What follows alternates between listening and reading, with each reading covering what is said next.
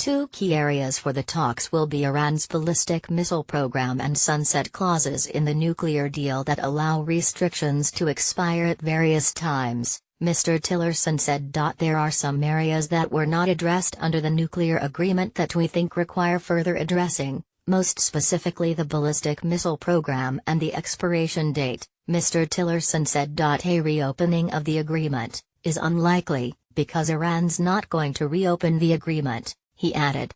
More likely, Mr. Tillerson said, is a new agreement that doesn't replace the nuclear deal but addresses these two issues. He said discussions for a successor deal would begin after Congress moves to amend the 2015 oversight legislation, known as the Iran Nuclear Agreement Review Act, though it is unclear if the Trump administration and its allies on the Hill can muster enough support to do that. President Trump has made it very clear he doesn't like the Iran nuclear deal, calling it an embarrassment in his United Nations speech this week. But allies want the U.S. to stay in.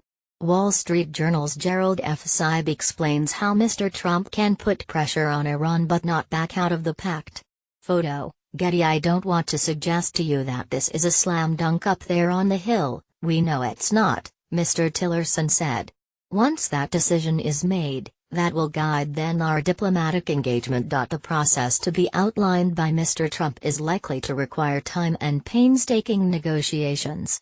Mr. Tillerson said he hoped Congress would amend the legislation before Mr. Trump next faces another certification deadline in January. Mr. Tillerson said Mr. Trump will say he is unable to certify under the 2015 Iran Nuclear Agreement Review Act that the sanctions relief Iran receives is proportionate to the benefit the U.S. is seeing from the deal. The IRGC has threatened wa.